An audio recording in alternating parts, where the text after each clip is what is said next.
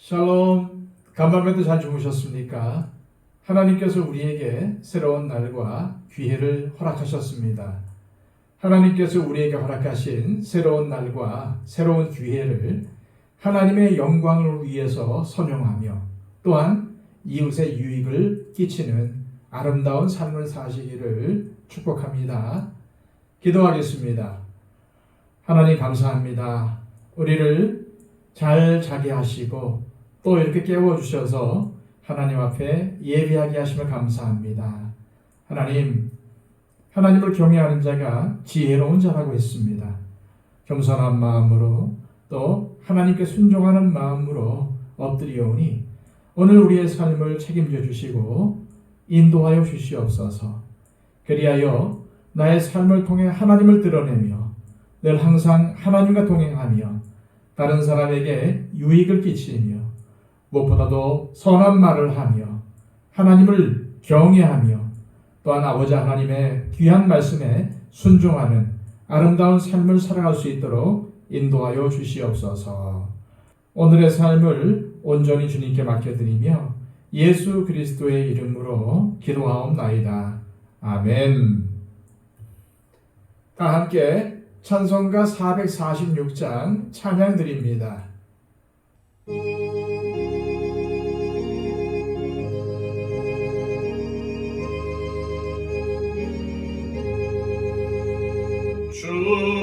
충성 외에는 참 기쁨 없도다.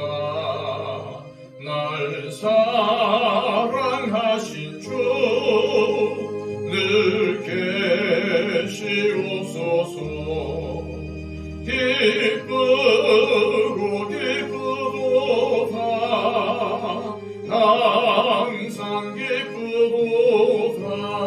나 주께 왔사오니 꼭 주옵소서. 나 주께 왔으니 꼭 주시옵소서. 주 함께 계시면 큰 시험이기래. 기쁘고 기쁘도다.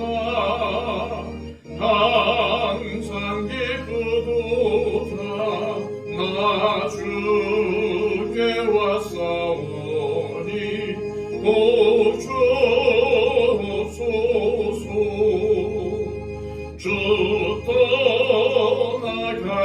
떠나가시면 내 생명 헛되네. 기쁘다 슬플 때 늘 계시옵소서. 기쁘고 기쁘도다. 항상 기쁘도다. 나 주께 왔사오니 꼭 주옵소서. 그 귀한 언약을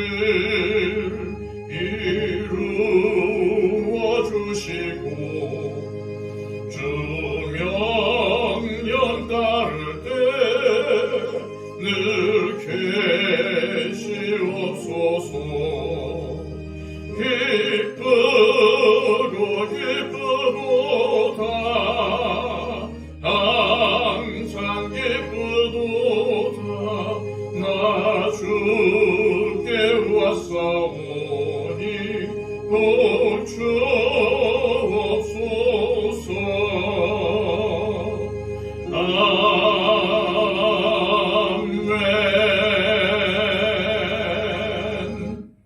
이 시간 우리에게 주시는 하나님의 복된 말씀은 구약성경 잠언 14장 1절에서 5절까지의 말씀입니다.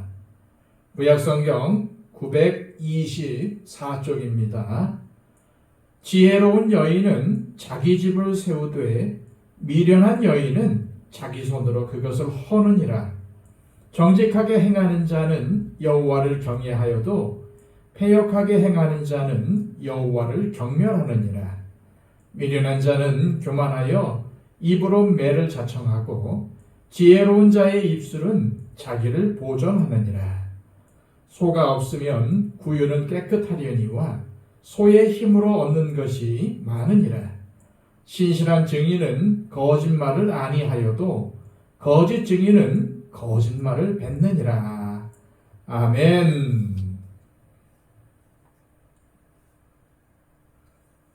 성경이 말씀하고 있는 지혜롭다는 말은 지식이 많다는 의미가 아니라 하나님과 이웃 그리고 사물에 대한 태도를 말합니다. 따라서 잠언은 여호와를 경외하는 것이 곧 지혜라고 강조하지요. 그런데 여호와를 경외한다는 것은 하나님을 정성스럽고 존귀하게 대하는 태도를 의미합니다. 즉 하나님을 우습게 여기는지 아니면 귀하게 여기는지에 대한 태도를 말하는 것입니다. 하나님을 인정하고 존귀하게 여기는 사람은 하나님의 말씀을 우습게 여기지 않습니다. 하나님의 말씀을 경청하고 새겨듣습니다. 그래서 태도는 마음가짐입니다. 어떠한 마음가짐으로 하나님을 대하는지가 곧 지혜로운 사람인지 아니면 미련한 사람인지를 구분짓는 것입니다. 2절 말씀입니다. 정직하게 행하는 자는 여호와를 경외하여도 패역하게 행하는 자는 여호와를 경멸하느니라. 지혜로운 자는 왜 정직하게 행동을 할까요? 그 이유는 하나님을 경외하기 때문입니다. 하나님을 귀하게 여기기 때문에 거짓된 행동을 행할 수가 없는 것입니다. 그렇습니다. 하나님을 정말로 사랑하면 하나님께서 싫어하시는 행동을 절대로 하지 않게 됩니다. 사람이 어떠한 사람을 사랑하게 되면은 그 사람에게 좋은 모습만 보이고 싶어 하고 상대방이 싫어하는 행동은 안 하지 않습니까? 마찬가지로 하나님을 사랑하고 경외하면 하나님이 미워하시는 속임수와 거짓된 행동을 할 수가 없습니다. 하지만 하나님을 경멸하는 사람은 거짓말과 악한 행동을 해도 마음에 전혀 가책을 느끼지 않습니다. 그러기에 계속 악한 행동을 저지르다 결국 하나님의 심판을 받게 되는 것입니다. 그러므로 하나님을 존귀하게 대하는 태도를 가진 사람은 지혜로운 사람이고 하나님을 경멸하거나 멸시하는 사람은 미련한 사람일 수밖에 없는 것입니다. 지금까지 솔로몬은 주로 지혜가 개인에게 미치는 영향에 대해서 가르쳤지만 오늘 본문에서는 한 개인의 지혜가 자신이 속한 공동체에까지 큰 영향을 끼친다고 가르치고 있습니다. 1절입니다. 지혜로운 여인은 자기 집을 세우되 미련한 여인은 자기 손으로 그것을 허느니라. 지혜로운 여인이 자기 집을 세운다는 것은 1차적으로는 말 그대로 지혜로운 여인은 자신의 남편이나 자녀를 올바로 세우고 더 나아가 가정을 세운다는 의미입니다. 그런데 이 잠언의 말씀이 여인만 들으라는 말씀이 아니겠죠. 따라서 의미를 확대해 보면은 지혜로운 가장이 자신의 가정을 세우고 지혜로운 선생님이 자신이 가르치는 학생들을 바로 세우며 지혜로운 지도자가 나라를 바로 세운다는 뜻입니다. 이처럼 지혜로운 사람은 그가 속한 공동체에도 선한 영향력을 끼치는 것입니다. 그러나 지혜롭지 않은 미련한 여인은 자기 손으로 그것을 헙니다. 다시 말해서 가장이 지혜롭지 못하면 자신뿐만 아니라 자신의 가족, 집안을 무너지게 만들며 또한 지도자가 지혜롭지 못하면 나라 전체가 고통을 겪고 심지어는 망하기도 하는 것입니다. 우리는 우리의 역사를 통해서도 이것을 경험하고 있으며 또 성경에서도 이스라엘의 왕들이 어떤 사람이냐에 따라서 흥왕하기도 하고 패망하기도 했던 것을 볼 수가 있습니다. 한 예로 북이스라엘의 여로보암, 아합 등등 악한 왕들의 경우 자신뿐만 아니라 온 백성들까지도 모두 다 죄로 물들이고 나라를 고통에 빠지게 하지 않았습니까? 다시 말씀드리지만은 지혜는 지식이 아니라 태도입니다. 하나님을 어떻게 대하느냐 하는 마음가짐입니다. 그리고 이 마음가짐에서 행동이 나옵니다. 그래서 그것이 삶의 모습으로 나타나는 것입니다. 다시 2절입니다. 정직하게 행하는 자는 여호와를 경외하여도 패역하게 행하는 자는 여호와를 경멸하느니라. 우리의 마음가짐은 대인관계와 금전관계에서 정직한가 아니면은 부정직한가의 모습으로 나타납니다. 그리고 이러한 정직과 부정직은 경건과 불경건으로 나타나는 것입니다. 하나님을 의식하는 사람은 사람의 평가와 상관없이 항상 정직한 삶을 살아갑니다. 5절입니다. 신실한 증인은 거짓말을 아니하여도 거짓 증인은 거짓말을 뱉느니라. 정직이 습관이 되고 정직한 삶을 사는 사람은 신뢰를 받습니다. 그리고 서로에 대한 신뢰만 두터워도 그 공동체는 바로 세워집니다. 이어서 솔로몬은 4절 말씀을 통해서 집을 세우는 지혜는 부지런함에 있다는 것을 가르쳐 줍니다. 소가 없으면 구유는 깨끗하려니와 소의 힘으로 얻는 것이 많으니라. 문자 그대로 소가 없으면 당연히 구유가 깨끗할 수밖에 없습니다. 소에게 먹일 여물을 주지 않아도 되고 가축의 배설물을 치우지 않아도 됩니다. 다시 말해서 애쓰고 수고하지 않아도 됩니다. 그러나 그 대신 소로 인한 소출도 없습니다. 그러므로 이 말씀은 사람이 마땅한 수고를 해야 수고한 대가가 생긴다는 것을 알려줍니다. 사실 이 내용은 앞에 잠언 13장에서 다루었던 것들의 반복입니다. 잠언 13장 4절입니다. 게으른 자는 마음으로 원하여도 얻지 못하나 부지런한 자의 마음은 풍족함을 얻느니라.